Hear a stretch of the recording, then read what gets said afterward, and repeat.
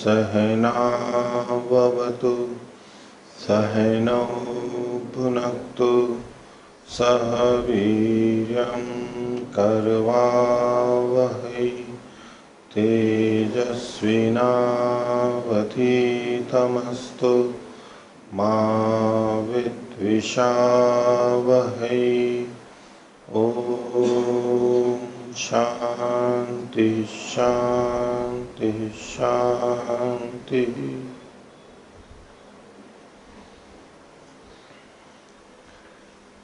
न्याय दर्शन की 48वीं कक्षा, न्याय दर्शन के दूसरे अध्याय का दूसरा आनेक चल रहा है, जिसमें हमने छठे सूत्र तक पिछली कक्षा में देखा था।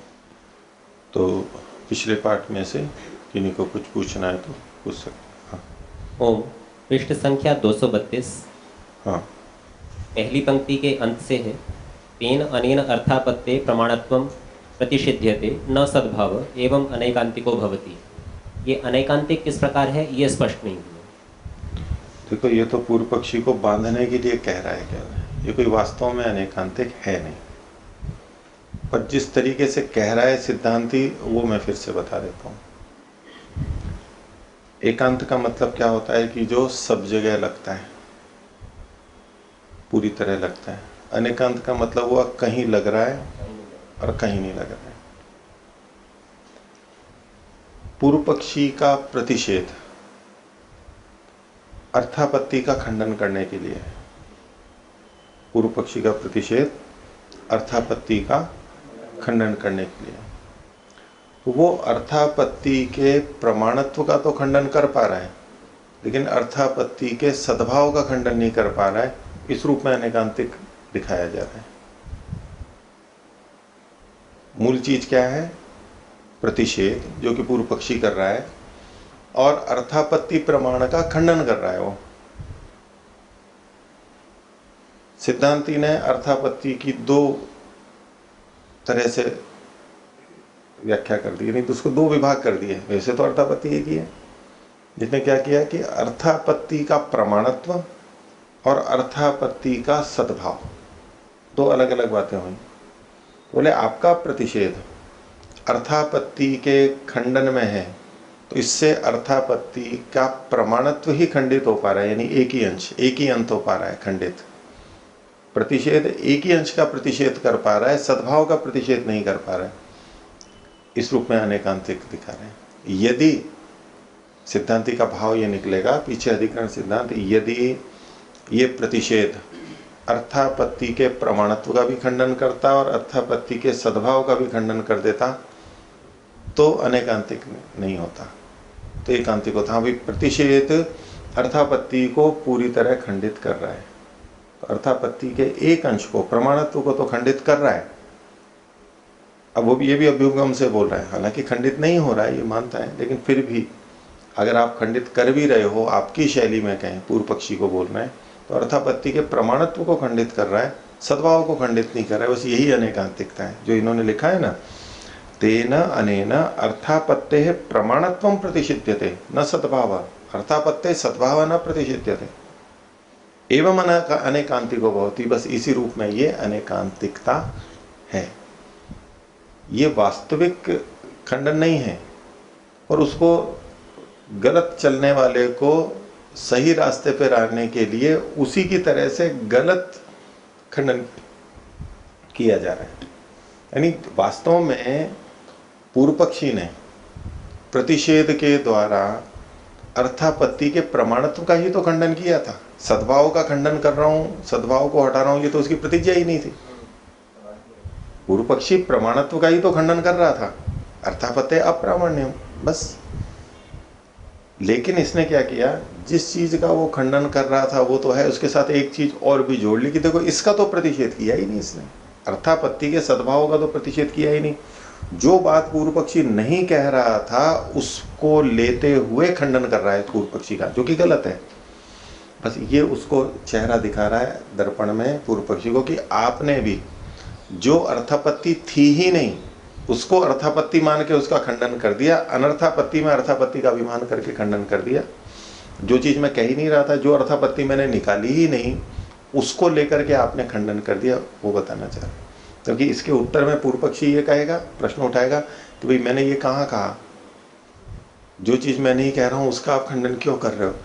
तो सिद्धांति भी कहेगा कि जो मैंने नहीं कहा था आप उसका खंडन क्यों कर रहे हो। ये उसको इस तरीके से सही रास्ते पे लाने का तरीका है। बस ये कौन से छल के अंतर्गत इसे माना जाए? छल के किसी अब सीधे सीधे तो देखो कुछ चीज़ों को यूँ नहीं कह सकते कि भाई इसको हम ये कहें। आप सामान्य रूप से कह सकते हैं, बस छल कह दें भाई ठीक है। किसी एक शब्द को लेकर के तो सीधे सीधे है नहीं, पर आप शब्द पे भी कहना चाहिए उसने प्रतिषेध का कहा, उसने किसी और की तरफ और अर्थ उसका कुछ और लिया, अर्थ तो दूसरा ले रहा है, इतना तो ठीक है। उसको यूं कहो कि सामान्य रूप से ले लिया जो प्रतिषेध था, प्रतिषेध अर्थापत्ति के एक भाग विशेष को कहना था, वो अर्थापत्ति पूरे को ले लिया उसने, यानी अर्थापत्ति का प्रमाणत्व भी और अर्थापत्ति का सद्भाव भी। वैसे एक तरह से देखा जाए कि यदि अर्थापत्ति का सद्भाव ही खंडित कर दिया जाए तो प्रमाणत्व तो अपने आप ही खंडित हो जाएगा, तब तो और कुछ करने की जरूरत नहीं है। लेकिन यदि अर्थापत्ति का प्रमाणत्व खंडित किया तो फिर भी कुछ तो है, मोटे शब्दों में कहें।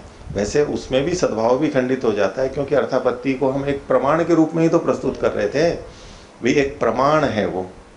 अब जो वो प्रमाण है और हमने उसका प्रमाणत्व खंडित कर दिया तो वो प्रमाण ही नहीं रहा, तो फिर है क्या वो। और फिर बोले नहीं कुछ तो किया है, कुछ तो अर्थापत्ति निकाली है, वो अप्रमाण के रूप में हो गई, गलत प्रमाण के रूप में हो गई। तो बोले सद्भाव तो उस चीज का फिर भी रहा। यहाँ ऐसा लग रहा है सिद्धांति पूर्व पक्षी से नहीं हमसे भी छल कर रहा है। एक ही बात को दो अभिन्न शब्दों से कह के हमसे नहीं कर रहा है। प्रमाणत्व और सद्भाव जब एक ही चीज है और वो दो उसको दिखा के कि ये दो अनेकांत हो रहे हैं, ये हमारे को नहीं कह रहा है, ये पूर्व पक्षी को कह रहा है। पढ़ तो हम भी रहे, हम तो पढ़ रहे हैं, हम तो दोनों को पढ़ रहे हैं। वो पूर्व पक्षी को कह रहा है। देखिए ये एक शैली होती है, सामने वाला गलत ढंग से हमें पूछता है तो हम उसको भी गलत ढंग से पूछते हैं। अब उसको तब समझ में आता है, जैसे मीमांसा में भी आप देखा ना, अभी कल भी स्वामी जी जिस तरह से पूछ रहे थे और मैं उत्तर दे रहा था तो वो उनके समझ में नहीं आ रहा था। अब जब उनसे वही प्रश्न पूछा गया तो उन्होंने तत्काल वही उत्तर दिया जो मैं दे रहा था। वो पूछे जा रहे हैं, मैं उत्तर दिए जा रहा हूं तो वो नहीं स्वीकार्य हो रहा है। अब उन्हीं पे वही प्रश्न डालो तो उनको नहीं, इसका तो यही उत्तर हो सकता है, तो भाई यही तो मैं कह रहा था, ऐसे ही तो मैं बोल रहा था। और ऐसा कई बार हुआ है, कल ही नहीं, ऐसा कई बार हुआ है, होता है। तो ये एक शैली होती है, केवल हम जानते हैं कि ये गलत बोल रहे हैं, लेकिन उसको ठीक रास्ते पे लाने के लिए हम ऐसा प्रयोग करते हैं कि अच्छा आप इसका उत्तर दीजिए, अच्छा आप इसका उत्तर दीजिए, क्या ये ठीक है, यानी ये ठीक नहीं तो वो ठीक नहीं है तो ये भी ठीक नहीं है। ऐसा कोई ये ठीक है क्या, वो कहते हैं हाँ ये तो ठीक है, तो जब वो ठीक है तो ये भी ठीक है। ऐसा साम्य करके उसको एक उदाहरण मिल जाता है और उसके मुंह से निकलवा लेते हैं हम, यहाँ ये ही ठीक है, जब वो ठीक है तो ये भी ठीक है। इस शैली में होता है। इस शैली के लिए कोई पारिभाषिक शब्द भी है न्याय दर्शन में? ऐसा कुछ नहीं। इसको प्रतिबंधी उत्तर बोलते हैं ना, उदयवीर जी ने इसको लिखा है। उदयवीर जी के पृष्ठ संख्या 192 पे आप देख लीजिएगा, उस पर टिप्पणी में उन्होंने लिखा है प्रतिबंधी उत्तर। यहाँ न्याय दर्शन में नहीं आया ये नाम, लेकिन बाद के टीकाकारों ने और व्याख्याकारों ने इसको ये कैसा ऐसा कहा, प्रतिबंधी समाधान। और उत्तर नहीं, प्रतिबंधी समाधान। ये समाधान तो कर रहा है लेकिन दूसरे को बांध करके और फिर समाधान कर रहा है, एक तरीका है। यहाँ पर ऐसे भी समझ सकते हैं कि पूर्व पक्षी ने छल किया था और सिद्धांति उसको इस तरह उत्तर दे रहा है कि उसका छल भी उसको बता रहा है कि तुमने किस तरह छल किया। हाँ बिल्कुल बिल्कुल, उसको बताते हैं कि भैया आप गलत कर रहे हो, उसको जताएं ना जताएं। एक तो होता है कि देखो वो जताना एक अलग तरीके से भी होता है, देखो आपने ये गलत किया, वो तो बता ही दिया था इन्होंने कि जो अनर्थापत्ति में आप अर्थापत्ति का अभिमान कर रहे हो, जो मैंने कहा ही नहीं उसको कर रहे हो, वो तो एक तरह से उत्तर दे ही दिया था। अब ये एक शैली है, इस तरह भी उत्तर दिया जा सकता है। हाँ जी। पूज्याचार्य जी, ये द्रोण और आढ़क में जो अविनाभाव संबंध बताया था कल, तो क्या ये बात विधारक और जिसमें वर्षा के अभाव में भी इसको अविनाभाव संबंध कहेंगे, बिना भाव संबंध कहेंगे? जब जब इसको मतलब यूं कहेंगे कि जब जब वायुवज्र संयोग होगा तब तक बादल रहते हुए भी बारिश नहीं होगी।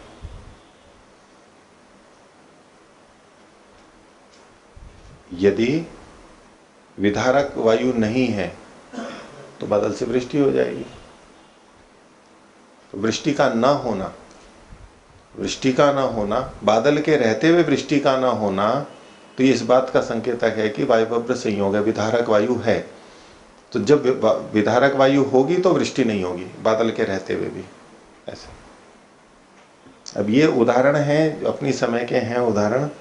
आजकल यूँ कहें कि जी कृत्रिम वर्षा भी कराई जाती है, तो बादल तो सीधे सीधे नहीं होते तो भी वर्षा करा दी जाती है, क्योंकि वायुमंडल में नमी होती है।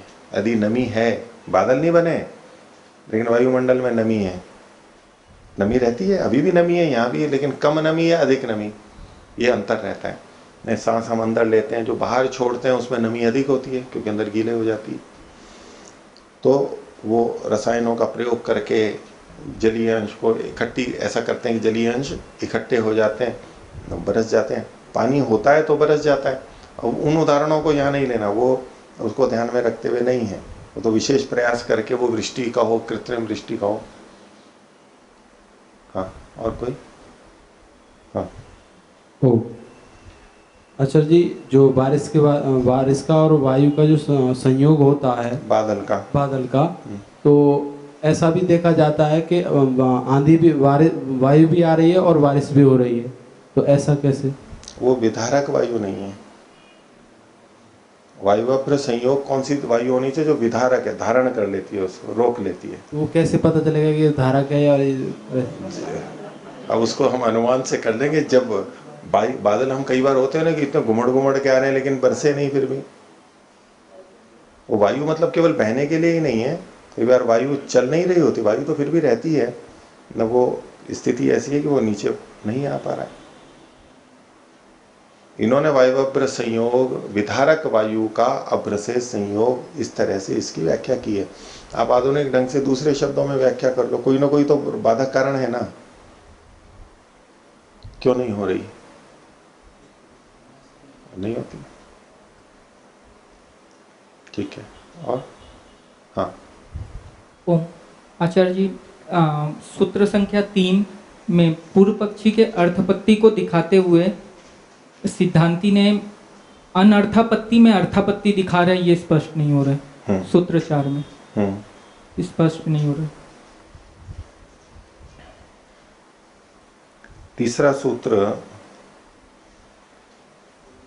अर्थापत्ति ही अप्रमाणम अनैकांतिकत्वात्, ये कह रहे हो ना पूर्व पक्षी? हाँ, ये आप तीसरे सूत्र को पूछ रहे हो ना? ये तीसरे सूत्र में पूर्व पक्षी के अर्थापत्ति में को लेकर के चौथे सूत्र में सिद्धांती ने जो अनर्थापत्ति में अर्थापत्ति दिखाई है, वो स्पष्ट। अनर्थापत्ति में अर्थापत्ति उसको कह रहे हैं कि आपने जो अर्थापत्ति नहीं थी उसको अर्थापत्ति मान लिया। तो देखिए, अर्थापत्ति क्या थी कि जब जब वर्षा हो, सत्सु मेघेषु भवति, सत्सु मेघेषु वृष्टिर्भवति, बादलों के होने पर वृष्टि होती है, ये अर्थापत्ति थी। ठीक है, मूल वाक्य क्या था? असत्सु मेघेषु वृष्टिर न भवति, ये मूल वाक्य था। इससे हमने तात्पर्य ले लिया कि बादलों के होने पर बारिश होती है। अब पूर्व पक्षी क्या अर्थ लेकर के खंडन कर रहा है? पूर्व पक्षी इसको अनेकांतिक बना रहा है। ठीक है, कि बादलों के होने पर बारिश होती भी है और बादलों के होने पर बारिश नहीं भी होती है। इसका क्या मतलब है? इसको अनेकांतिक बना रहा है। इसका मतलब सत्सु मेघेषु वृष्टिर्भवति, इसका तात्पर्य पूर्व पक्षी ये ले रहा है कि जब जब बादल होंगे तब तब बारिश होगी। सत्सु मेघेषु वृष्टिर्भवति, बादलों के होने पर बारिश होती है, इस वाक्य का जो अर्थापत्ति का वाक्य है, इसका तात्पर्य पूर्व पक्षी क्या ले रहा है? जब जब बादल होंगे तब तब बारिश होगी, व्याप्ति बना रहा है उसमें वो। ठीक है, तो सिद्धांती कह रहा है कि ये मेरी अर्थापत्ति नहीं थी, ये अर्थापत्ति इस वाक्य से नहीं निकलती है। बादल के न होने पर बारिश नहीं होती, इस वाक्य से जो अर्थापत्ति निकलती है कि बादल के होने पर बारिश होती है, उसका ये अर्थ नहीं है, ये अर्थापत्ति नहीं है कि जब जब बादल होते हैं तब तब बारिश होती है। इसका अर्थ क्या है? बादल के होने पर ही बारिश होती है, बादल के होने पर ही बारिश होती है। ये दो वाक्य हैं, इन दोनों वाक्यों में अंतर हो गया जी। फिर से ध्यान से देखिए, जब जब बादल होते हैं तब तब बारिश होती है, यानी जब भी बादल होंगे तब बारिश अवश्य होगी। एक तो यह अर्थ हुआ। एक है कि बादल के होने पर ही बारिश होती है, नहीं जब भी बारिश होगी तो बादल अवश्य होंगे। ये नहीं कहा जा रहा है कि जब बादल होंगे तब भी बारिश होगी, ये कहा जा रहा है जब बारिश होगी तो बादल अवश्य होंगे, बारिश होगी तो बादल अवश्य होंगे, ये कहा जा रहा है।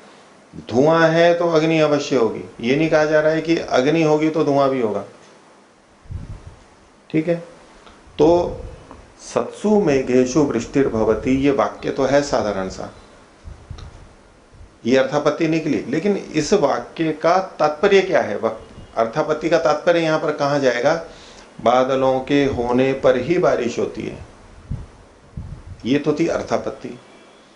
इस अर्थापत्ति का खंडन कर सकता है क्या? इसको अनेकांतिक बता सकता है क्या कोई? बादलों के होने पर ही बारिश होती है, इसकी अनेकांतिकता दिखाई जा सकती है क्या? नहीं। तो अर्थापत्ति की अनेकांतिकता है ही नहीं, अर्थापत्ति में अनेकांतिकता दिखा ही नहीं सकते। लेकिन पूर्व पक्षी जो अनेकांतिकता दिखा रहा है वो किसमें दिखा रहा है? जब जब बादल होते हैं तब तब बारिश होती ही है, ये यदि तात्पर्य लिया जाए अब ये अनेकांतिक बन सकता है। तो सिद्धांत कह रहा है ये तो अर्थापत्ति थी ही नहीं।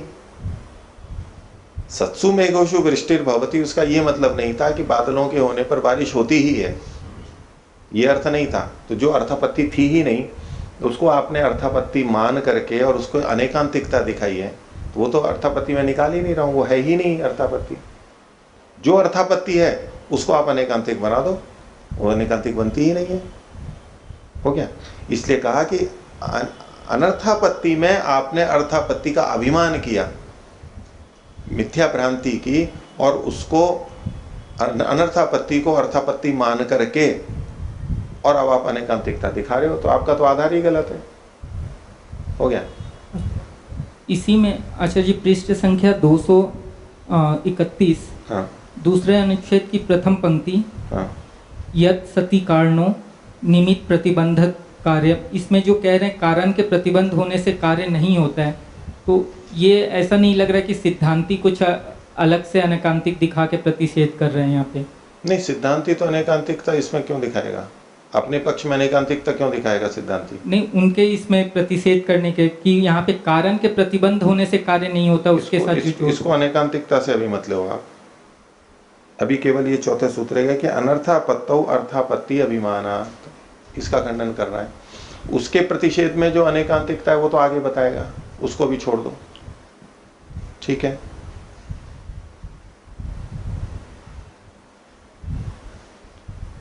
ये आगे की व्याख्या है। ऊपर के प्रथम अनुच्छेद में इसमें कह दिया तस्मात् न अनेकांतिकी, इसलिए ये अर्थापत्ति अनेकांतिक नहीं है। यहां तक अनेकांतिकता का खंडन कर दिया। अब ये अतिरिक्त व्याख्या क्या कर रहा है कि ये जो आप कह रहे हो कि प्रतिबंधक कारण होने पर वृष्टि नहीं होती है, तो बोले ये तो अर्थापत्ति का विषय ही नहीं है, ये अतिरिक्त चीज कहा जा रहा है। ये है कारण का धर्म। ये कारण का धर्म है कि प्रतिबंधक होने पर वो नहीं बरसता। जैसे मैं उदाहरण दे रहा था आपको कि कार से 2 घंटे में जयपुर पहुंचते हैं, अब पंचर हो जाए तो 2 घंटे में नहीं पहुंचते, तो बोले अर्थापत्ति का वाक्य का खंडन तोड़ना हो गया। ये गाड़ी का धर्म है, पंचर हो सकता है, कोई कील चुभ गई, कुछ हो गया और कुछ कारण हो गया, तो उससे वो बात खंडित नहीं होती है। ये तो अंतर्भावित है, वो उसका धर्म है, ऐसा हो सकता है। ठीक है? तो हाँ, पूछिए। आचार्य जी पृष्ठ संख्या 229, हाँ, अंतिम पंक्ति जो सिद्धांती ने कहा है कि समुदाय से समुदाय का ग्रहण हो जाएगा। हाँ, पीछे प्रत्यक्ष में जो अवयवी का प्रसंग चला था, उसमें कहा था कि अवयवों के प्रत्यक्ष के साथ अवयवी का भी प्रत्यक्ष होता है। तो यहाँ भी अवयवी के साथ अवयवों का भी तो प्रत्यक्ष हो रहा है, फिर उसका अनुमान कैसे? नहीं, यहाँ पर अवयवों का उस तरह से हमारे को प्रत्यक्ष नहीं है। ये जो द्रोण और आढ़क आदि हैं, इसको आप यूं देखिए कि एक या तो ढेर मान लीजिए 10 शेर, उसमें एक शेर हमारे को अलग से दिखता है क्या? आप ये कह सकते हैं कि गेहूं का ढेर है तो एक एक गेहूं वहां पर अवयव के रूप में आप देख सकते हैं, लेकिन एक शेर जो है वो वहां पर आपको अवयव के रूप में दिखाई देगा क्या? नहीं पता लगेगा। 10 का भी पता नहीं लगा, हमें पता ये हमने तोल रखा है, अथवा इसको आप यूं देखिए कि वो पात्र होते हैं आढ़क का, द्रोण का, उस पात्र में, द्रोण के पात्र में वो भरा हुआ है पूरा, ये द्रोण है, 10 शेर का है, बस उससे हमें पता लगता है कि ये द्रोण है, दिख रहा है कि इस पात्र में है, एक पात्र एक द्रोण गेहूं रख सकता है, 10 शेर गेहूं रख सकता है, तो इसको द्रोण ही बोलते हैं। और एक द्रोण हमारे को दिखाई दे रहा है। अब उसमें 5 किलो आढ़क या तो एक शेर, एक प्रस्थ, वो हमें वहां पता नहीं लग रहा है, प्रत्यक्ष नहीं हो रहा है ना हमारे को। कोई अलग अलग थोड़ा है कि जैसे 1-1 किलो के बंधन रखे हों, पैकेट रखे हुए हों, और फिर 10 शेर हो, तब तो हम कह सकते हैं ये 1 किलो, ये 1 किलो, ये 1 किलो, वहाँ वो एक अवयव के रूप में दिखाई दे जाएगा। 1-1 किलो गेहूं के 10 पैकेट रखे हुए हैं, तब हम कह देंगे कि भाई ये एक एक अवयव है, लेकिन यहाँ तो वो इकट्ठे रखे हुए हैं। तो जो 1 किलो या 5 किलो है, इसका हमारे को प्रत्यक्ष नहीं है वहाँ पर। 10 के साथ ही 1 किलो का प्रत्यक्ष भी तो है कि 1-1 किलो है तभी तो 10 हैं। ये अनुमान कर रहे हैं, ये अब इसको प्रत्यक्ष थोड़ा ना कह रहे हैं। आपने कहा ना कि 1-1 किलो है तभी तो 10 किलो है, 1-1 किलो है तभी तो 10 किलो, ये आपका वाक्य ही बता रहा है कि अनुमान है। यही तो अनुमान है। प्रत्यक्ष है 10 किलो का द्रोण, एक पात्र हमारे को दिखाई दे रहा है कि पात्र है और ये 10 किलो। जैसे कि हम 1 लीटर का हमारे पास वो नापने का होता है, वो भरा हुआ है, हमें पता है कि 1 लीटर का पात्र है, तो इसमें जो दूध या पानी है ये 1 लीटर है, हम एकदम माप कह देते हैं कि 1 लीटर है। तो कोई कहेगा जी मेरे को पावर चाहिए, पावर मिल जाएगा क्या? बोले मैं देखता हूँ, पता नहीं इसमें पावर है या नहीं है। ऐसा कोई कहता है क्या?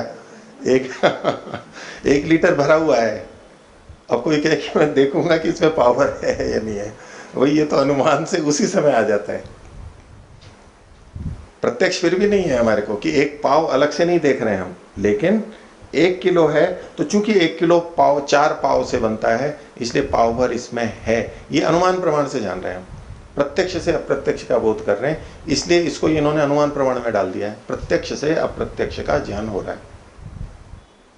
ऐसे भी तो कह सकते हैं कि जैसे 10 का प्रत्यक्ष हो रहा है, वैसे 1-1 का भी तो प्रत्यक्ष हो ही रहा है, तभी तो 10 हुए ना। कहाँ हो रहा है बताइए ना, ये आपका वचन है केवल कि 1-1 किलो का प्रत्यक्ष हो रहा है, आप सिद्ध कीजिए। कथन से प्रतिज्ञा से सिद्धि नहीं होती है। आप हेतु प्रयोग करेंगे तो वो तो हेतु चला जाएगा पंचावयव में, अनुमान में।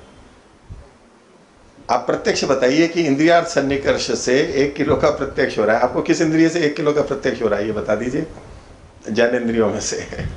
मन से करेंगे तो वो तो अनुमान में चला जाएगा, प्रत्यक्ष नहीं है उसमें हमारे को। पूर्व ज्ञान हमारा है कि 10 किलो बनता ही तब है जब 1-1 किलो बनता है, 1 लीटर बनता ही तब है जब पाव पाव बनता है। ये हमारे को पता है पहले से। अब अनुमान प्रत्यक्ष पूर्वक होता है, उसी आधार पे हम यहाँ अनुमान कर रहे हैं, ये अनुमान प्रमाण में आएगा। इसलिए प्रत्यक्ष से अप्रत्यक्ष का ज्ञान हो रहा है, अनुमान में डाल दिया है इसको। और ठीक है, आगे देखिए। दूसरे अध्याय का दूसरा आन्यक और 7वां सूत्र प्रारंभ करेंगे, पृष्ठ संख्या 233। तो इसके पिछली इस आन्यक को हमने प्रारंभ किया था, तो एक तो प्रमाण चतुष्ट के बारे में उसने कहा, नहीं प्रमाण चतुष्ट ठीक नहीं है, 8 होने चाहिए, तो सिद्धांती ने कहा नहीं 4 ही हैं और उसका अंतर्भाव कर दिया। अब उन 4 को भी प्रमाण माना तो बोले अर्थापत्ति का अप्रमाणत्व है। अब इसी तरह से अभाव का अप्रमाणत्व पूर्व पक्षी रख रहा है। और सिद्धांति उसका उद्धार करेगा कि अभाव भी प्रमाण होता है। तो 7वें सूत्र की भूमिका है अभावस्य तर्हि प्रमाण भाव अभ्यनुज्या नोपपद्यते। अभाव के प्रमाण भाव की यानी प्रमाण के होने की अभ्यनुज्या स्वीकृति स्थिति न उपपद्यते, सिद्ध नहीं होती है। अभाव भी एक प्रमाण है, ये सिद्ध नहीं होता है। कथमिति, कैसे सिद्ध नहीं होता है? तो उसके लिए हेतु देना पड़ेगा, क्योंकि ये तो प्रतिज्ञा मात्र हुई कि अभाव प्रमाण की उपपत्ति सिद्धि नहीं होती, ये तो प्रतिज्ञा मात्र है। कथम, किस आधार पर बोल रहे हो आप, हेतु क्या है इसका? तो वो 7वें सूत्र में पूर्व पक्षी रख रहा है न अभाव प्रामाण्यम प्रमेया सिद्धे है। तो ये प्रतिज्ञा हो गई, अभाव प्रामाण्यम न, अभाव की प्रामाणिकता नहीं है, अभाव तो प्रमाण नहीं होता है, ये प्रतिज्ञा हो गई। और उसका हेतु है प्रमेया सिद्धे है, प्रमेयों के सिद्ध न होने से। प्रमाण किसे किसे कहते हैं? जिससे प्रमेय की सिद्धि होती है। ठीक है, प्रमाण से प्रमेय की सिद्धि होती है। अभाव से किस प्रमेय की सिद्धि होती है? अभाव प्रमाण से किस प्रमेय की सिद्धि होती है? आत्मा की, इंद्रिय की, मन की, किस प्रमेय की सिद्धि होती है? पृथ्वी की, जल की, अग्नि की, किस प्रमेय की सिद्धि होती है? किसी भी प्रमेय की सिद्धि नहीं होती है। तो जिससे प्रमेय की सिद्धि नहीं होती है तो वो प्रमाण कहां से हो गया? ठीक है, पूर्व पक्षी का तर्क तो ठीक है ना। भाई अभाव से, अभाव एक प्रमाण है और प्रमाण से प्रमेय की सिद्धि होती है। तो अभाव प्रमाण से किस प्रमेय की सिद्धि होती है ये बता दो। वो कहता है कि अभाव से तो किसी प्रमेय की सिद्धि ही नहीं होती। अब सिद्धि नहीं होती है तो वो प्रमाण कहां से कहलाएगा? इसलिए अभाव का प्रमाणत्व नहीं है। अभाव का प्रमाण तब होगा जब किसी प्रमेय की सिद्धि होती है। आपको कोई प्रमेय याद आ रहा है या अभाव से किसी प्रमेय की सिद्धि होती हो?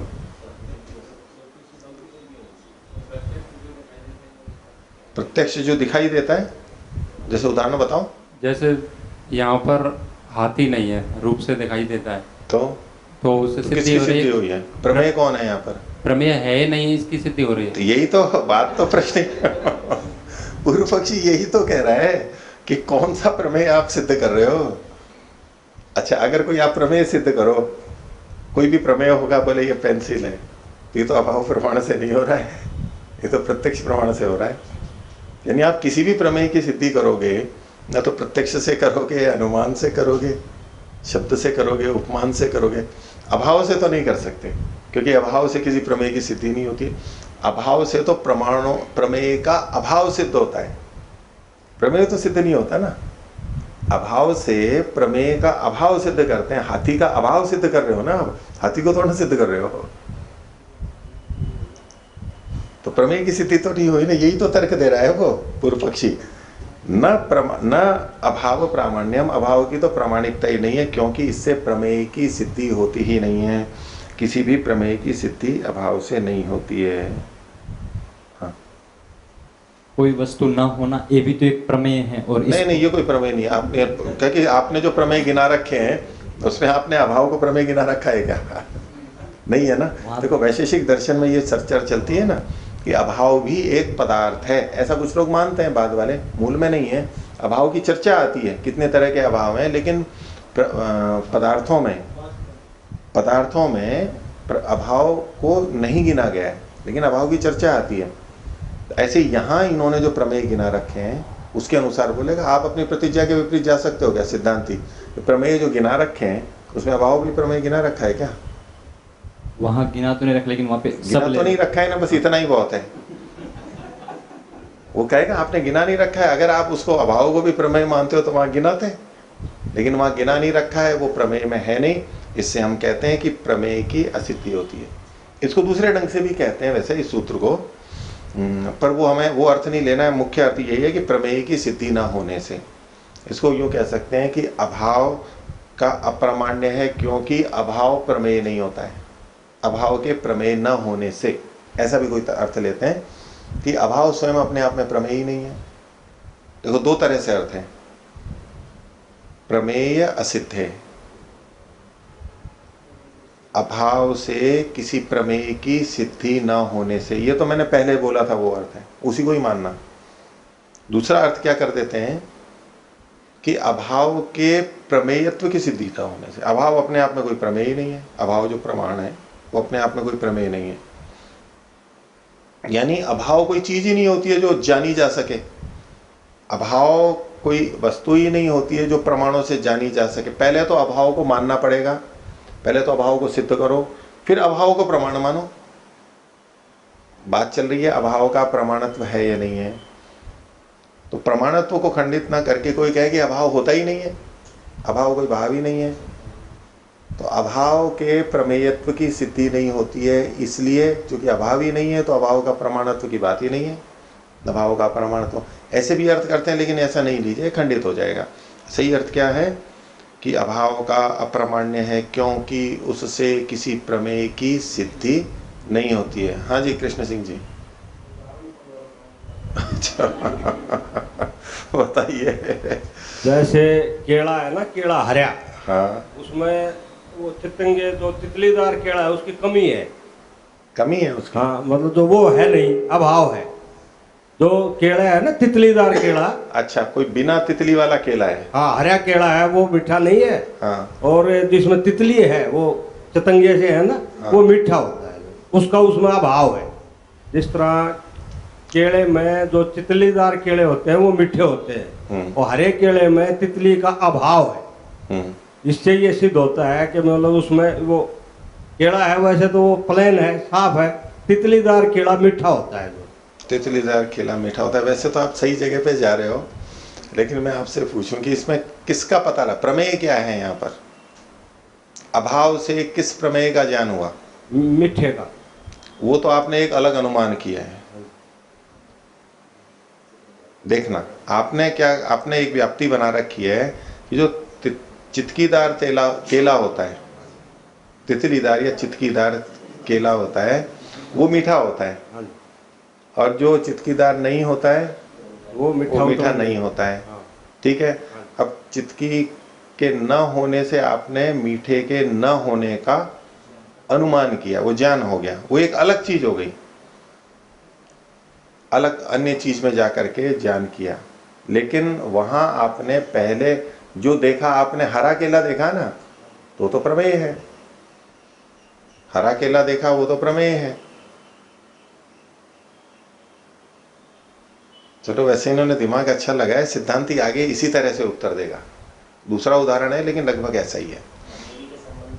अवयवी के संबंध में भी ऐसा ही आया था, जहां उसने कहा था कोई प्रत्यक्ष विषय है और आप उसका प्रतिषेध कर रहे हो, तो जहां उसकी स्थिति है वो आपको कहना पड़ेगा। तत्र प्रतिषिध्यमान वचनम वार्तिक था एक, तो उसी के आधार पर यह सिद्ध होगा। यहाँ अभाव है तो कहीं तो उसकी स्थिति है, इसीलिए वो सिद्ध है, वो प्रमेय सिद्ध होगा। जब हम नहीं, लेकिन उसमें पूर्व पक्षी कह सकता है। आपने ये बात रखी कि हमने देखा कि इस चीज का अभाव है, इससे ये सिद्ध होता है कि कहीं उसकी स्थिति है। तो कहीं स्थिति है तो अभाव प्रमाण कहीं स्थिति को थोड़ा ना बता रहा है। अभाव प्रमाण का प्रतिपाद्य विषय क्या है, उससे क्या प्रतिपत्ति होती है। अभाव ये बताता है कि वहां कहीं कहीं और जगह ये चीज है। ये तो आप अर्थापत्ति से ले रहे हो, अभाव प्रमाण नहीं बता रहा है। अभाव प्रमाण तो ये बता रहा है कि यहाँ ये चीज नहीं है, इसके होने से, इसके न होने से, इसके न होने से, जैसे इन्होंने उदाहरण दिया कि यहाँ कोई चीज नहीं है, उस अभाव से किसी का भाव पता लग रहा है, लेकिन वो भिन्न वस्तु का भाव पता लग रहा है, भिन्न वस्तु का भाव पता लग रहा है। हम कहें कि यहाँ डायनासोर नहीं है, तो कहां पर है? कहीं, कहां? जंगल में। वो तो विलुप्त प्राणी हो गए, डायनासोर तो विलुप्त हो गए, या तो कल्पना है जो भी है।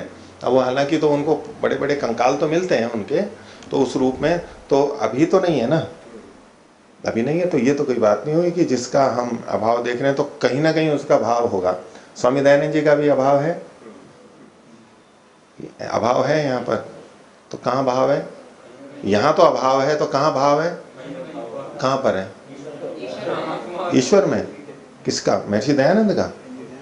महर्षि दयानंद किसका नाम था? आप तो बोल रहे हो आत्मा का। महर्षि दयानंद की आत्मा कहीं होगी वो तो ठीक बात है, लेकिन महर्षि दयानंद उस आत्मा का नाम नहीं था, शरीर, उस शरीर विशेष में आई हुई आत्मा का नाम था। जिनके माता पिता ये थे, जिन्होंने ये कर्म किए, यहाँ गए, वो सब जिसके द्वारा हुए, उसका नाम, उस पिंड का नाम महर्षि दयानंद था। वो कहां पर है अभी? तो अभी नहीं है तो कहीं ना कहीं होगा, ये तो कोई बात नहीं हुई। तर्क आगे चलाया जा सकता है, थोड़ा तर्क, ठीक है चलो।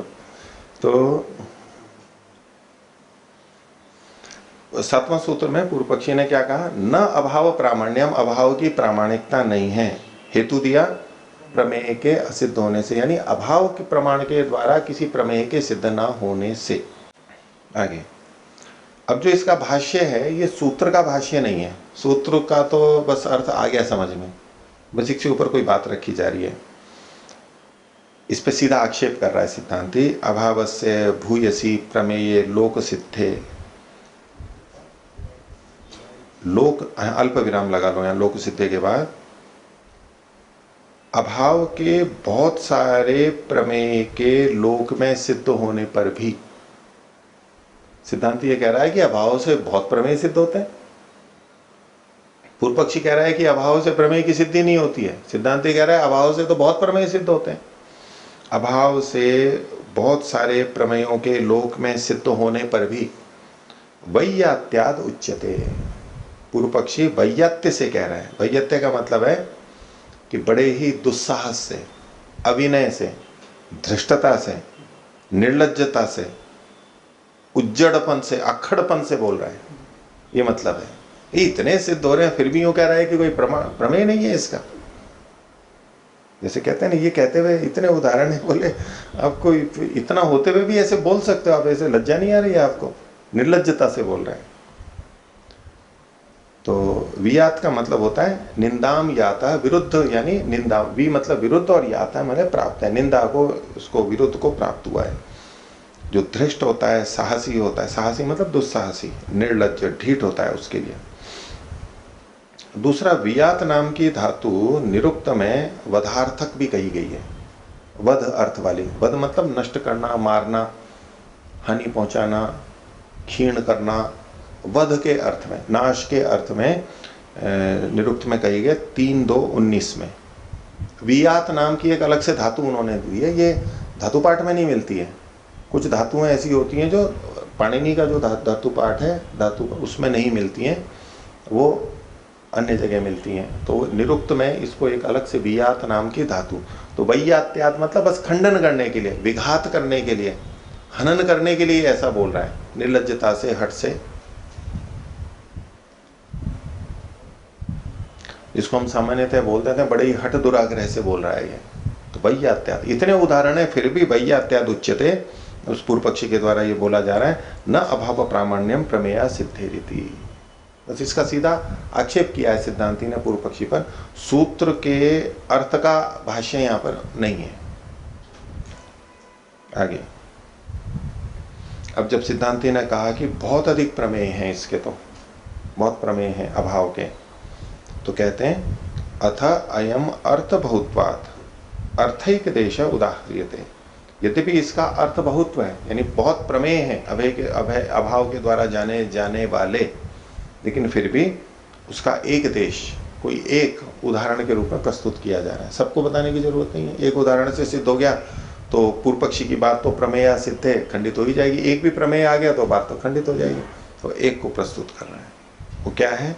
तो 8वें सूत्र में सिद्धांती ने कहा लक्षितेषु अलक्षण लक्षितत्वात् अलक्षितानाम तत्प्रमेय सिद्धि। तत्प्रमेय सिद्धि उसके, तस्य प्रमेय सिद्धि, तस्य मतलब तस्य अभाव प्रमाण से प्रमेय सिद्धि, अभाव प्रमाण के प्रमेय की सिद्धि होती है। किससे? ये जो आगे कहा, जो आगे कहा इसको अन्वय से ऐसा देखेंगे, लक्षितेषु, और अंत में देखिए लक्षितानाम, लक्षितों में, लक्षितेषु अलक्षितानाम अलक्षण लक्षितत्वात्। अन्वय इसमें यूं करेंगे, देखो पहला शब्द है लक्षितेषु, इस पर एक संख्या ले लीजिए। अब इसके अंत में है अलक्षितानाम, इस पर दूसरी संख्या ले लेंगे।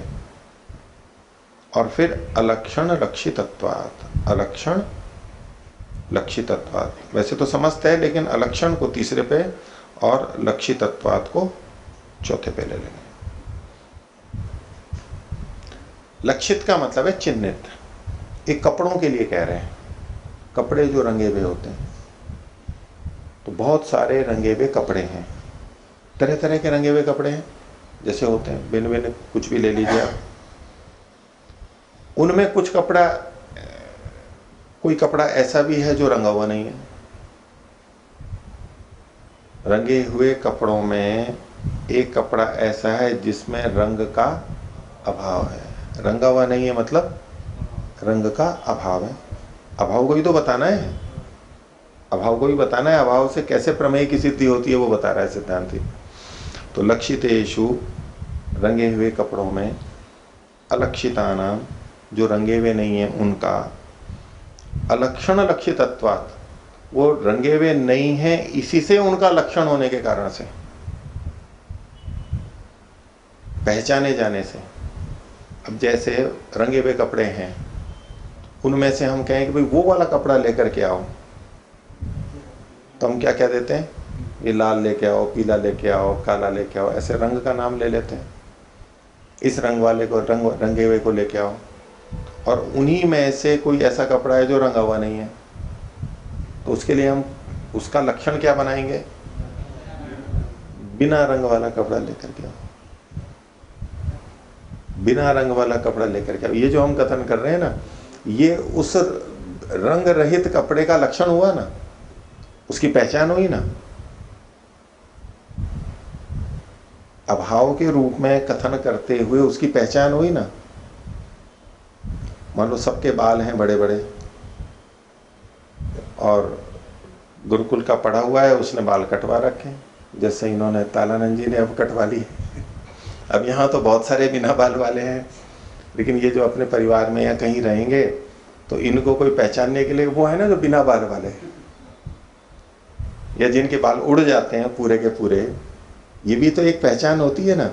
तो बाल का न होना भी एक लक्षण के रूप में हो सकता है ना, नहीं हो सकता है सब पैंट शूट पहने हुए हों और एक सामान्य कपड़े में हो, तो वो जो बिना पैंट शूट वाला है ना, वो सब ने जूते पहन रखे हों, एक ने जूते नहीं पहन रखे, वो जो बिना जूते वाला है ना, वो ऐसे हम किसी चीज का अभाव बताते हुए भी किसी को लक्षित करते हैं। जैसे हम किसी को कहेंगे चश्मे वाला है ना, उनको बुलाना। अब सबने चश्मे पहन रखे हो तो क्या करेंगे, किसी ने नहीं पहन रखा है तो बोले वो जिसने चश्मा नहीं पहन रखा है ना, उनको बुलाना। अब चश्मे का अभाव बताते हुए हम उसको लक्षित कर रहे हैं, ये प्रमेय हो गया। तो देखिए फिर से, लक्षितेषु मतलब रंगे हुए कपड़ों में, अलक्षितानाम जो नहीं रंगे हुए कपड़े हैं उनका, अलक्षण लक्षितत्वात् लक्षण के न होने से को ही लक्षण से लक्षित करने से, अलक्षण से जिनको लक्षित किया जा रहा है, लक्षण न होने से लक्षित किया जा रहा है, ठीक है।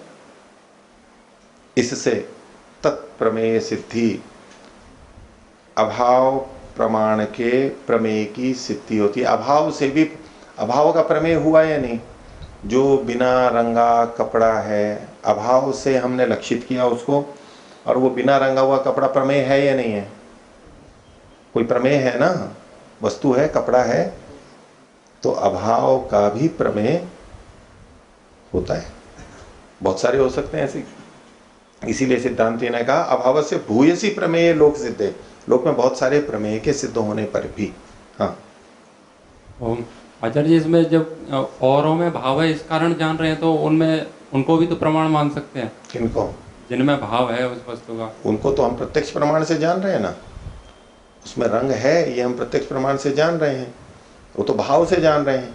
लेकिन उन रंगों का इसमें अभाव है, उससे हम जान रहे नहीं, ये तो ठीक है। तो वैसे तो सिद्धांति ने पहले कहा ही है ना कि जिस चीज का भाव हम जिस इंद्रिय से जानते हैं, उस वस्तु का अभाव भी उसी इंद्रिय से जानते हैं ना, बस वो तो कोई बात नहीं है। यहां उसने केवल इतना बताया कि प्रमेय की असिद्धि नहीं है, प्रमेय कोई नहीं होता ऐसा नहीं, अभाव से भी प्रमेय जाने जा सकते हैं। अभी इस पर चर्चा चल रही है, पूर्व पक्षी भी प्रश्न उठाएगा, आपके मन में जो कुछ प्रश्न उठ रहे हैं तो उस तरह के प्रश्न पूर्व पक्षी उठाएगा और उसका समाधान भी सिद्धांति करेगा। भाष्य देखिए, तस्य अभावस्य सिद्धति प्रमेयम, उस अभाव के प्रमेय सिद्ध होते हैं, प्रमेय मिलते हैं। कथम, कैसे मिलते हैं? तो लक्षितेषु वासहसु अनुपादेयेषु, अनुपादेयेषु लक्षितेषु वाससु, वास कहते हैं कपड़े को, कपड़ों में। कैसे कपड़े? जो कि अनुपादेय हैं, ग्रहण करने योग्य नहीं है, उपादेय नहीं, हमें लेने नहीं है, हमें इच्छित नहीं है। जो अनुपादेय लक्षित कपड़े हैं, रंगे हुए कपड़े हैं, उनमें उपादेयानाम, जो ग्रहण करने योग्य है उनका, और वो कैसे हैं? अलक्षितानाम अलक्षितत्वा, जो कि अलक्षित हैं, उनके अलक्षित होने के कारण से, रंग का अभाव होने के कारण से, लक्षणाभावेन, लक्षण का अभाव होने से, रंगों का अभाव होने से, लक्षितत्वात्, जाना जाने से, लक्षित होने से, लक्षण का अभाव होना ही उसका लक्षण है, लक्षण का अभाव होना ही उनका लक्षण बन गया है, ऐसे उनको ग्रहण करने से। उभय सन्निधौ अलक्षितानि वासांसी आनय इति प्रयुक्तः, अल्प विराम, दोनों प्रकार के कपड़े साथ में रखे हुए हैं। उभय सन्निधौ यानी रंगे हुए, लक्षित और अलक्षित, उसमें अलक्षितानि वासांसी आनय, बिना रंगे कपड़े लेकर के आओ, ऐसा जब हम कहते हैं, इससे जो प्रयुक्त है मतलब कहा गया है कोई, तो येषु वाससु लक्षणानि न भवन्ति तानि लक्षणाभावेन प्रतिपद्यते, तो जिनमें, जिन कपड़ों में रंग नहीं है उनको लक्षण के अभाव के रूप में वो जान लेता है कि इसमें ये लक्षण नहीं है, और प्रतिपद्य च आनयति, और जान के समझ के उसको लेकर के भी आ जाता है। और प्रतिपत्ति हेतुश्च प्रमाणमिति, प्रमाण क्या है? प्रतिपत्ति का हेतु ही तो है, ज्ञान का हेतु ही तो है, जिससे जाना जाता है उसे प्रमाण कहते हैं। तो अभाव से भी जाना गया ना, अभाव प्रमाण से भी तो जाना गया। किसको जाना गया? बिना रंगे हुए कपड़े को जाना गया, तो वो अभाव प्रमाण का प्रमेय हो जाएगा। एक उदाहरण दे दिया, ऐसे बहुत सारे उदाहरण बन जाएंगे। आगे, अब इसके ऊपर पूर्व पक्षी एक आपत्ति उठा सकता है, उसको लेते हुए और उसका समाधान किया जा रहा है 9वें सूत्र में। असत्यर्थे न अभाव इति चेत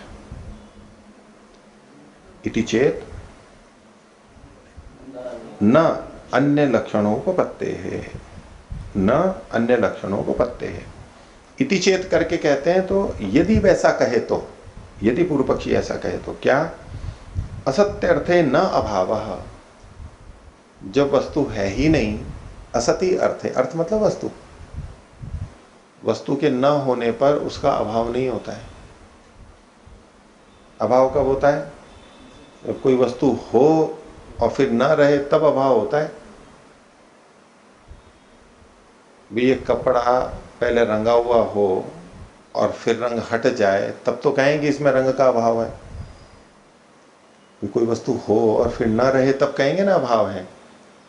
यहां तो ऐसा था नहीं, तो ये तो यहां तो जिसको आप अभाव कह रहे हो, यहां अभाव है ही नहीं। भाई अभाव तो तब होता है, भाव का अभाव होता है ना, विद्यमान वस्तु है उसका अभाव होता है। यहाँ क्या विद्यमानता थी जिसका अभाव हुआ है? विद्यमानता कहीं और है, अभाव कहीं और बता रहे हो। भाई अभाव है, जल का अभाव हो गया, यहाँ पहले पानी था, अब इस कुएं में पानी नहीं रहा, तो वहां जल का अभाव हुआ ना। पहले था तभी तो अभाव कहोगे, और जहां है ही नहीं वहां थोड़ा ना अभाव कहा जाता है। तो बोले कि यहाँ तो अभाव है ही नहीं और आप उसको अभाव से वस्तु की प्रमेय की सिद्धि करो, पहले अभाव तो सिद्ध करो, वहां अभाव ही नहीं है। ऐसा यदि कोई कहे तो असति अर्थे न अभाव, जब वस्तु है ही नहीं तो उसका अभाव भी नहीं हो सकता है। जो वस्तु है ही नहीं उसका अभाव नहीं होता है। यानी इसका अधिक पीछे का सिद्धांत क्या है? वस्तु के होने पर ही अभाव होता है, यानी पहले वस्तु होगी और फिर अभाव होगा। कौन सा अभाव कहेंगे इसको? प्रध्वंस अभाव। अभाव के प्रकार है। पूर्व पक्षी अब एक अंश को देख करके कह रहा है, अभाव तो कई तरह का होता है, लेकिन इसको खंडन करना था तो ये कौन सा अभाव मान रहा है? प्रध्वंस अभाव। प्रध्वंस कहते हैं नाश को। तो कोई वस्तु है, उसका नाश हो गया, तब हम कहते हैं कि अभाव हो गया इसका। ठीक है, हम यहाँ कहें या ऋषि उद्यान के मैदान में जाकर के, अरे यहाँ कुतुब मीनार का अभाव हो गया, ऊपर नीचे देख करके कहे कि यहाँ कुतुब मीनार का अभाव हो गया, अरे भाई क्या मूर्खता है, अभाव हो गया भाई। यज्ञशाला है और वो कभी नष्ट हो गई तब तो कहो कि भाई यहाँ यज्ञशाला का अभाव हो गया। आप कह रहे हो यहाँ कुतुब मीनार का अभाव हो गया, भाई कुतुब मीनार थी क्या यहाँ जो कह रहे हो कि अभाव हो गया? नहीं ना। तो अभाव कब कहा जाता है? जब पहले भाव था। तो यहाँ पेड़ चला गया, यहाँ से पेड़ था, यहाँ पर पेड़ का अभाव हो गया, भाई था तो अभाव हो गया, है ही नहीं। तो जिस कपड़े को आप कह रहे हो बिना रंगा था तो उसमें रंग था ही नहीं, तो आप अभाव कह कैसे रहे हो? ऐसा करके सिद्धांति का खंडन कर रहा है। अगर ऐसा कहे तो असती अर्थ है न अभाव इति चेत, तो सिद्धांति कह रहा है अन्य लक्षणों को पत्ते है। अन्य का मतलब है अन्यत्र, दूसरी जगह लक्षण की सिद्धि होने पर। वो दूसरे कपड़े तो रंगे हुए हैं, ठीक है, यहाँ पर नहीं है, लेकिन दूसरी जगह तो है, वो दूसरी जगह है, यहाँ अभाव है, हम कह सकते हैं। बोले यहाँ कुतुब मीनार नहीं है, बोले कुतुब मीनार यहाँ थोड़ा है, वो तो दिल्ली में है। तो बोले एक चीज का अभाव और है यहाँ पर, बोले आगरे के पागल खाने का भी अभाव है यहाँ पर। उसको कहेंगे आप वहां जाओगे, यूं पूछ रहे हो यहाँ कुतुब मीनार का अभाव है, अभाव क्या है? तो आपको जानकारी के लिए बता देता हूँ कि यहाँ पागल खाने का भी अभाव है। आप यहाँ मत रहो, आप आगरा जाओ। आगरे का पागल खाना प्रसिद्ध है। बदली हो गया क्या? अच्छा चलो, जहां पर वहां तो अभाव कहा जा सकता है। वहां कोई कहे तो कहा ये बुद्धिमान है कि यहाँ आगरे में पागल खाने का अभाव हो गया, भाई बुद्धिमान है ये तो सिद्धांति कह रहा है अन्य लक्षणों को पत्ते, अन्य जगह लक्षण की उपपत्ति होने पर दूसरे कपड़े तो रंगे हुए, उसका अभाव यहाँ पर है। ये भी एक अभाव होता है, जैसा वहां है वैसा यहाँ नहीं है, जैसा वो रंगा हुआ है वैसा ये रंगा हुआ नहीं है। कौन सा अभाव कहेंगे इसको?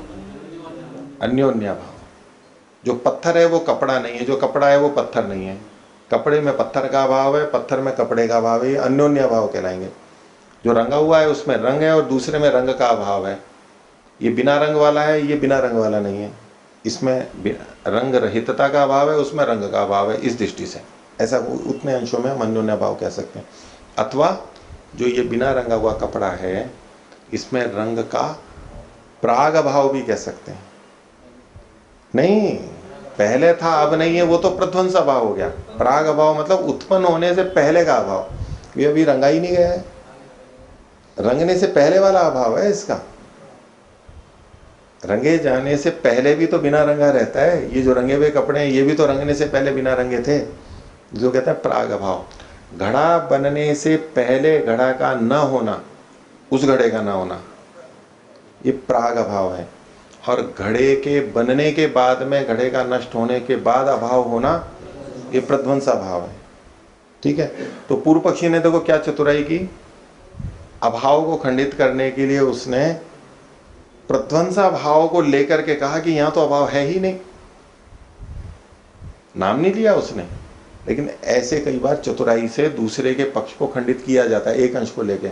उसको समझ है तो पता लग जाएगा कि ये कौन से अभाव का खंडन कर रहा है, मेरी ये अभाव की तो बात ही नहीं है, और नहीं तो फंस जाएगा कि हाँ ये बात तो है, यहाँ तो अभाव तो कैसे कह सकते हैं। क्योंकि पूर्व पक्षी अपने पक्ष में प्रध्वंसा भाव के अनेक उदाहरण दे देगा। देखो ऐसे ऐसे उदाहरण है, ऐसा यहाँ पर नहीं है, इसलिए आपकी बात ठीक नहीं है कि यहाँ अभाव ही नहीं है। पता है तो हम कह देंगे भी अभाव तो कई तरह के होते हैं, ये वाला अभाव नहीं है, दूसरा भाव तो है, अभाव तो है।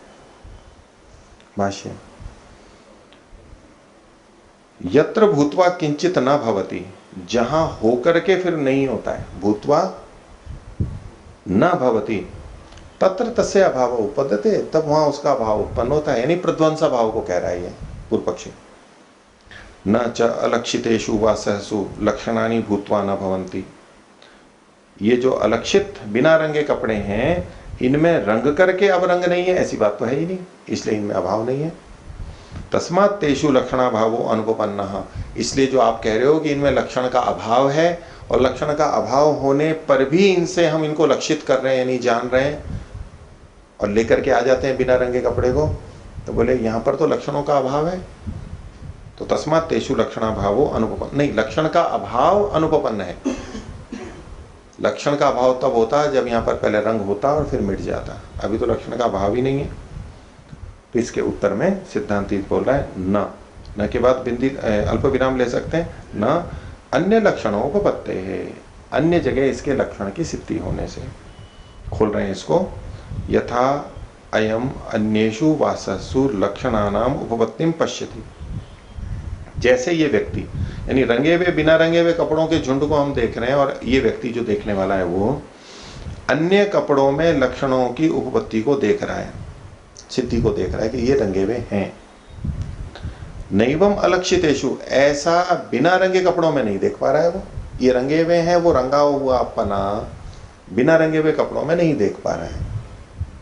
सोयम लक्षणाभावम पश्यन्, तो ये लक्षण के अभाव को देखता हुआ अभावेन अर्थम प्रतिपद्यते, अभाव से अर्थ को प्राप्त हो रहा है यानी जान रहा है, प्रतिपत्ति कर रहा है।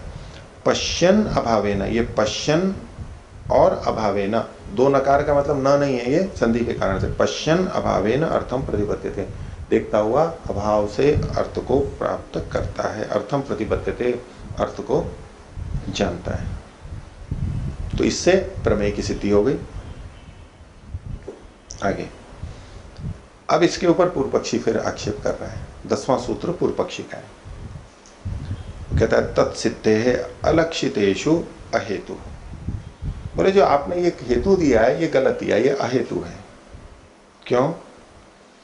कि उसकी सिद्धि के अलक्षित होने से, तत्सिद्धे मतलब रंगीन वस्तुओं में तो रंग का होना है, रंग किस में है? रंगीन वस्त्रों में, उन अलग कपड़ों में, और रंग का अभाव किस में दिखा रहे हो? दूसरे कपड़ों में। तो तत्सिद्ध है, उसकी सिद्धि होने पर यानी रंगीन वस्त्रों में होने पर, अलक्षितेषु जो बिना रंगे हुए हैं उसमें आप कथन कर रहे हो, ये तो कोई हेतु नहीं बना, अहेतु है ये। खोल रहे हैं भाष्य में, तेषु वाससु लक्षितेषु, उन कपड़ों में जो लक्षित हैं, उनमें रंगीन है, उनमें लक्षितेषु सिद्धि, उन कपड़ों में रंगे हुए में सिद्धि होती है। क्या सिद्धि होती है? सिद्धि को खोला, विद्यमानता येषाम भवति, जिनकी विद्यमानता होती है, जिन रंगों की विद्यमानता होती है उनकी सिद्धि होती है। अल्प विराम, न तेषाम अभावो लक्षणानाम, और जिन लक्षणों को हमने देखा है, जिनकी सिद्धि की है, विद्यमानता है, उन लक्षणों का तो अभाव नहीं है यहाँ पर। न तेषाम अभावो लक्षणानाम, तेषाम लक्षणानाम न अभावः, उन लक्षणों का तो अभाव नहीं है। ये फिर उसी तरह से प्रध्वंस अभाव को ही लाना चाह रहा है दूसरे तरीके से। देखो जिनको हमने लक्षित किया उनका तो अभाव है नहीं उन कपड़ों में। और यानी च लक्षितेषु विद्यन्ते लक्षणानि, और इसको अन्वय करेंगे, यानी लक्षणानि लक्षितेषु विद्यन्ते, जो लक्षण लक्षितों में विद्यमान है, जो लक्षण यानी चिन्ह रंग लक्षित में उन कपड़ों में विद्यमान है, तेषाम अलक्षितेषु अभाव, उनका अलक्षित वस्त्रों में अभाव है। जो लक्षण किसी लक्षित में है, जिन कपड़ों में है, उन लक्षणों का अलक्षितों में अभाव है। ये जो आपने कहा इति अहेतु, ये हेतु नहीं है। यानी खलु भवन्ति तेषाम अभावो व्याहता इति, क्यों अहेतु है? यानी खलु भवन्ति, जो हैं, यानी मतलब यानी लक्षणानि रागानि, जो रंग हैं उनका अभाव आप कह रहे हो, है भी कह रहे हो और अभाव भी कह रहे हो, ये व्याहत है यानी विरुद्ध कथन है। और विरुद्ध कथन होने से ये आपका अहेतु है। जिस चीज को है कह रहे हो उसको नहीं है भी कह रहे हो, इसलिए ये ठीक नहीं है।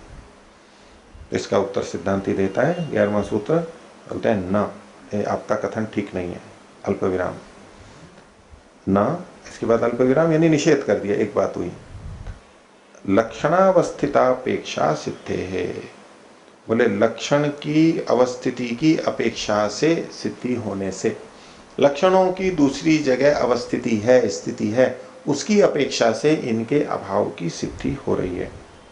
तो सिद्धांत कह रहे हैं न ब्रूमो यानी लक्षणानि भवंती तेषाम अभावयति। बोले हम ये थोड़ा ना कह रहे हैं कि जो लक्षित हैं, जो रंग वाले कपड़े हैं, उनके रंग का अभाव हो गया है उन्हीं कपड़ों में, हम ये थोड़ा ना कह रहे हैं। किंतु केषुचित लक्षणानि अवस्थितानि अनवस्थितानि केषुचित अपेक्षमाणो येषु लक्षणानां भावं न पश्यति तानि लक्षणा भावेन प्रतिपद्यते इति। तो कहते हैं किंतु केषुचित लक्षणानि अवस्थितानि, कुछ वस्त्रों में जो लक्षण अवस्थित हैं उनमें, और उनके अंदर अनवस्थितानि केषुचित अपेक्षमाण, और उनमें से कुछ में रंग जो नहीं है, अनवस्थित हैं, उनकी अपेक्षा करते हुए येषु लक्षणानां भावम न पश्यति, जिनमें लक्षणों का भाव नहीं देखता है, तानि लक्षणा भावेन प्रतिपद्यते, उनको लक्षण के अभाव के रूप में पहचान लेता है, जान लेता है, ये हम कह रहे हैं। अर्थात यहाँ सिद्धांती ने वही अन्योन्य भाव को बताया कि ये लक्षण वहां पर नहीं है। और स्पष्टीकरण कर रहा है सिद्धांती 12वें सूत्र में, प्राग उत्पत्ते अभावोपपत्तेश्च। इसको अन्वय यूं करेंगे, प्राग उत्पत्ते है प्राग, उत्पत्ति के पहले, प्राग अभाव को कहना चाह रहा है सिद्धांती। उत्पत्ते है प्राग अभावोपपत्तेश्च, अभाव की सिद्धि होने से। क्योंकि पूर्व पक्षी केवल प्रध्वंसा भाव को ले रहा था, अब सिद्धांती कह रहा है कि प्राग अभाव भी होता है, उसकी भी सिद्धि होती है। तो उत्पत्ति के पहले अभाव की सिद्धि होने के कारण से। भाष्य देखिए, अभाव द्वैतम खलु भवति। बोले अभाव दो प्रकार के होते हैं। वैसे तो ठीक है 4 प्रकार के अलग बताए गए हैं, लेकिन यह मोटे तौर पे 2, कि अभाव द्वैतम खलु भवति, अभाव 2 प्रकार का होता है। प्राक्ष उत्पत्ति है अविद्यमानता, उत्पत्ति के पहले जो अविद्यमानता होती है ये एक, यानी प्राग अभाव।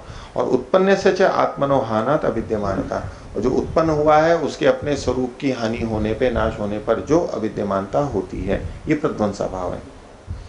तो तत्र अलक्षितेषु वाससु, जो कपड़े अभी अलक्षित हैं, रंगे हुए नहीं हैं, उनमें प्राग उत्पत्ते है अविद्यमानता लक्षणों लक्षणानाम अभावो नेतरायति। उनमें उत्पत्ति से पहले, रंगा जाने से पहले अविद्यमान लक्षण, अविद्यमान स्वरूप वाला लक्षणों का अभाव है, न इतरा, दूसरा वाला नहीं है कि रंग हो गया और अब समाप्त हो गया, यानी प्रध्वंसा भाव नहीं है, प्राग अभाव है। तो उसको स्पष्ट कर दिया। तो अभाव तो है, फिर भी तो अभाव 2 प्रकार का होता है, एक ही प्रकार का मान के क्यों चल रहा हो। तो इस प्रकार से अभाव से प्रमेय की सिद्धि होती है। इति द्वादश सूत्र ही प्रमाण चतुष्ट परीक्षणम, इन 12 सूत्रों से प्रमाण के चतुष्ट की परीक्षा हुई। प्रमाण तो 4 ही हैं और बाकी को भी प्रमाण माना जाएगा। प्रमाण मानते हुए भी उनका अंतर्भाव ऐतिह्य का शब्द के अंतर्गत और अर्थापत्ति, संभव और अभाव का अनुमान के अंतर्गत हम अंतर्भाव कर देंगे, यानी कुल मिलाकर के प्रमाण चतुष्ट ही रहेगा न्याय दर्शन के अंतर्गत। तो यहाँ पर ये अधिकरण पूरा हुआ, ये प्रसंग पूरा हुआ। अब आगे एक प्रसंग और चला रहे हैं। तो पीछे का एक वचन उठाया, आप्तोपदेशः शब्दः, ये शब्द प्रमाण की बात है और उसमें कहा गया शब्द क्या है, आप्तोपदेश। आप्त का उपदेश शब्द कहलाता है। तो आप्तोपदेश शब्द इति प्रमाण भावे, इसके प्रमाण के सिद्ध होने पर, एक प्रमाण है, ये पक्का है, हो चुका।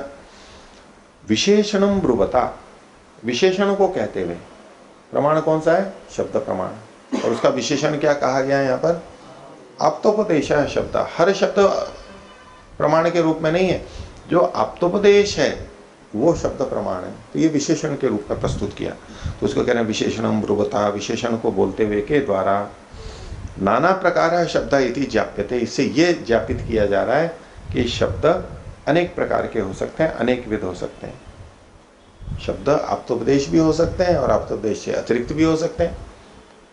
यदि प्रत्येक शब्द ही प्रमाण हो जाता तो फिर तो आप्तोपदेश शब्द ही विशेषण लगाने की जरूरत नहीं थी, क्योंकि विशेषण तभी लगता है जब उसका व्यभिचार भी होता हो। संभव और व्यभिचार दोनों होने चाहिए। व्यभिचार होना चाहिए यानी शब्द आप्तोपदेश के द्वारा भी होना चाहिए या अन्य के द्वारा भी हो सकना चाहिए, तब ये वचन बनता है। तो इसलिए इन्होंने कहा विशेषणम ब्रुवता नाना प्रकार है शब्द इति जाप्यते, अनेक प्रकार के शब्द होते हैं, ये जापित कर रहा है। जापित कर रहा है मतलब सीधे सीधे नहीं लिखा है, लेकिन इससे हमें पता लगता है। इससे आप अर्थापत्ति कह सकते हो, अर्थापत्ति लगा सकते हो। हम कह सकते हैं कि इनका अधिकरण सिद्धांत है, कि ये मान करके ये कथन किया गया।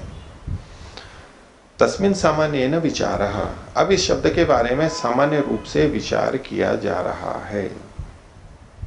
सामान्य का मतलब शब्दत्व के रूप में विचार किया जा रहा है, प्रमाण के रूप में विचार नहीं कर रहे हैं। अप्तोपदेशः शब्दः, अब शब्द, इस शब्द, इसके सामान्य, सामान्य मतलब जाति होती है, व्यक्ति और जाति। तो सामान्य जो होता है वो जाति होती है, तो यहां पर शब्द की जगह आप कर लेंगे शब्दत्व। शब्दत्व सामान्य, शब्द सामान्य के ऊपर विचार किया जा रहा है कि नित्यो अथा अनित्य इति। ये शब्द नित्य है या अनित्य है? शब्द नित्य है या अनित्य है? तो अब तक के पंचावय पीछे आ ही चुके हैं कई, तो उसमें क्या है? शब्द अनित्य है। लेकिन इस पर अब चर्चा चलाएंगे कि शब्द नित्य है या अनित्य, एक लंबी चर्चा चलेगी। अब इसमें वो तर्क वितर्क चलेंगे, दोनों के दोनों पक्ष रखेंगे। शब्द नित्य है या अनित्य है? तो किम नित्यो अथ अनित्य इति। अब ये कहें कि ये आप विचार क्यों कर रहे हो? बोले विमर्श हेत्वनु योगे च विप्रतिपत्ते संशय।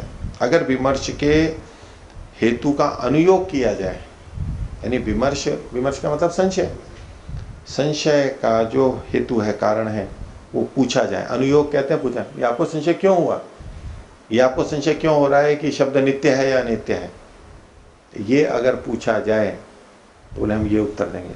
क्योंकि किसी को संशय पैदा हो रहा हो तो पूछ लेना चाहिए पहले, उत्तर देने से पहले, कि आपको संशय क्यों हुआ। एक तरीका है, किसी ने संशय किया ये ऐसा है या ऐसा है। अब हम कई बार सीधे उत्तर भी दे देते हैं, पता लग जाता है तो, और नहीं तो कई बार हम उत्तर दे देते हैं लेकिन उसका उत्तर वो स्वीकार नहीं करता, पूरा नहीं, कि भाई ये उत्तर तो नहीं हुआ। फिर वो कहता नहीं मेरे को इसलिए संदेह है, किसी और कारण से संदेह होता है। तो जब भी किसी का संदेह हो तो हम उससे पूछ सकते हैं पहले कि भाई आपको ये संदेह हुआ क्यों, तो हमारे को उत्तर देने में बहुत सुविधा हो जाती है। ठीक है, तरीका है उत्तर देने का, और हमारे को सोचने का भी समय मिल जाता है। सामने वाले ने प्रश्न किया, तब तक वो बताता भी रहेगा और हम सोचते भी रहेंगे, और फिर उतनी देर में बिल्कुल सटीक उत्तर दे देंगे हम उतने में। अब कुछ तो योग्यता होनी चाहिए कि ताकि इतने समय में हम बिल्कुल ठीक उत्तर समझ लें, सोचते भी जाएं। तो कि भाई आपको ये संशय क्यों हुआ। यहाँ पूछा कि यदि कोई ये पूछे कि विमर्श का हेतु पूछा जाए, विमर्श हेतु अनुयोगे च, तो उत्तर दे रहे हैं विप्रतिपत्ति है संशय। भाई हमारे को संशय इसमें इसलिए हो रहा है क्योंकि इसमें विप्रतिपत्ति है। ये संशय के कई कारण कहे गए थे ना, कौन कौन से कारण थे? समान धर्मोपपत्ति, अनेक धर्मोपपत्ति, विप्रतिपत्ति है, उपलब्धि की अव्यवस्था से और अनुपलब्धि की अवस्था से। 5 कारण बताए थे। बोले यहाँ आपके संदेह का कारण क्या है? पहले ये अगर कोई पूछे तो कहा कि विप्रतिपत्ति है संशय, इसमें विप्रतिपत्ति है। क्या विप्रतिपत्ति है?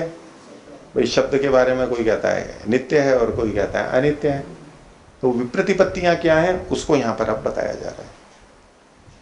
तो पहला कथन ये मिलता है जो एक बताया इन्होंने, पहली पंक्ति, आकाश गुणः शब्दो। ये शब्द क्या है? आकाश का गुण। विभु, वो विभु है, सर्वव्यापक है। क्योंकि आकाश का गुण है, आकाश सर्वव्यापक है तो शब्द भी सर्वव्यापक है। आकाश विभु है तो शब्द भी विभु है। तो आकाश गुण है शब्दो विभु नित्यो, और वो नित्य है। क्योंकि आकाश नित्य है तो उसका गुण शब्द भी नित्य होगा, नित्य है। और अभिव्यक्ति धर्म कहा, और वो अभिव्यक्ति धर्म वाला है। अगर ये नित्य मानते हुए उत्पत्ति धर्म वाला मान लेते तो क्या होता? वो तो अनित्य मानना पड़ता। नित्य मान रहा है इसका मतलब वो अभिव्यक्ति पक्ष को मानता है। पीछे ये चर्चा हमारी आ चुकी है, उत्पत्ति पक्ष और अभिव्यक्ति पक्ष। तो बोले वो अभिव्यक्ति मानता है, अभिव्यक्ति धर्म वाला है। इति एक है, ऐसा कुछ लोग मानते हैं। ये एक मत हो गया, विप्रतिपत्ति। दूसरा, गंधादि सहवृत्ति ही अल्प विराम, ये गंधादियों के साथ में रहता है। जब अब केवल आकाश में मानेंगे शब्द को तो शब्द गंधादि के साथ में रहता है ये नहीं कह सकते, क्योंकि गंध आदि तो अन्य महाभूतों में रहते हैं। गंध पृथ्वी में रहेगा, रस जल में रहेगा, अथवा पृथ्वी में भी अन्य गुण भी मानेंगे, लेकिन वायु, अग्नि, जल और पृथ्वी, इन महाभूतों में जो गंधादि गुणों से युक्त हैं, गंध, स्पर्श, रूप, रस, इनसे युक्त हैं, इनके साथ साथ में शब्द रहता है। इसका मतलब ये हुआ कि ये व्यक्ति, ये जो मानने वाला है दूसरा, वो शब्द को केवल आकाश में नहीं मान रहा है, उसको अन्य महाभूतों में भी मान रहा है। तो कहा गंधादि सहवृत्ति ही द्रव्येषु सन्निविष्टो, और वो द्रव्यों में सन्निविष्ट है, इन भिन्न भिन्न द्रव्यों में सन्निविष्ट है, द्रव्यों में विद्यमान है। और द्रव्य है एकदेशी, अन्य द्रव्य, आकाश तो चलो व्यापक था, विभूता तो वहां विभुत्व आ गया। अब ये जो अन्य द्रव्यों में सन्निविष्ट है, तो जितना द्रव्य होगा उतना ही तो होगा शब्द, उस द्रव्य से बाहर तो न जाएगा। गुण गुणी के बाहर नहीं जाएंगे, वहीं पर ही रहेंगे। तो ऐसा कहते हुए ये इसको एकदेशी कह रहा है। तो द्रव्येषु सन्निविष्टो गंधादिवद अवस्थित, गंधादि के समान उनमें स्थित है। जब तक द्रव्य है तब तक उसमें रहता है, तो गंधादिवद अवस्थित है। तो गंधादि के समान कैसे अवस्थित, अवस्थित का मतलब नित्य है, और गंधादि के समान कैसे, अभिव्यक्ति धर्म कहा, अभिव्यक्ति धर्म वाला है मतलब तो नित्य है। इति अपरे, ऐसा कुछ लोग कहते हैं। तो पहले और दूसरे में अंतर क्या है, वो विभू मान रहा था, ये एकदेशी मान रहा था।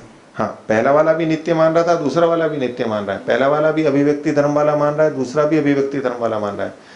भेद एक और, पहला वाला केवल आकाश में मानता था और दूसरा वाला अन्यों में भी मानता है।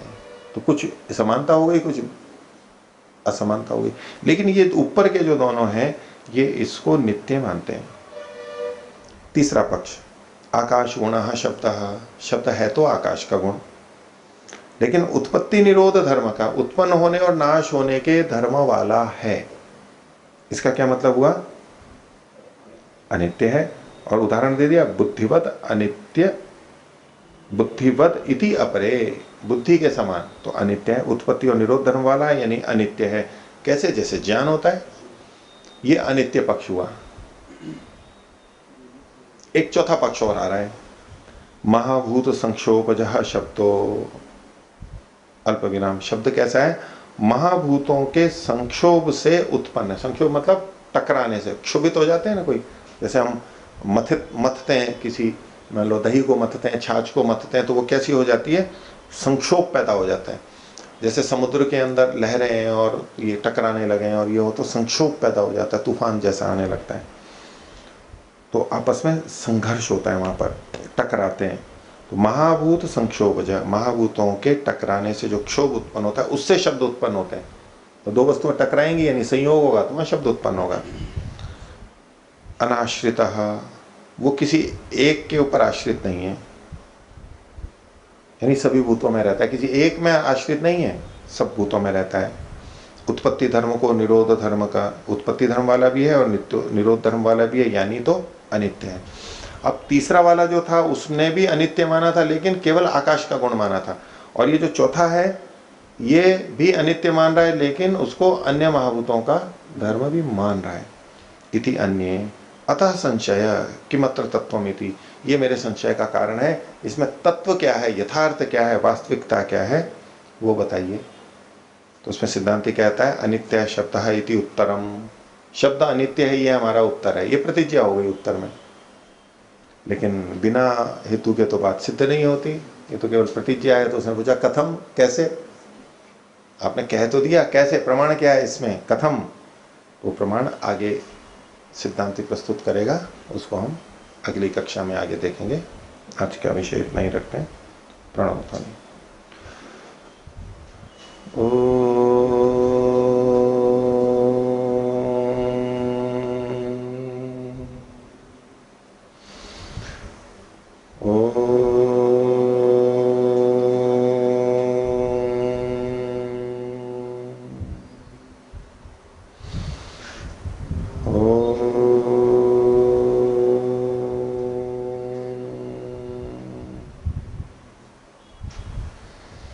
सभी को सादर विवाह।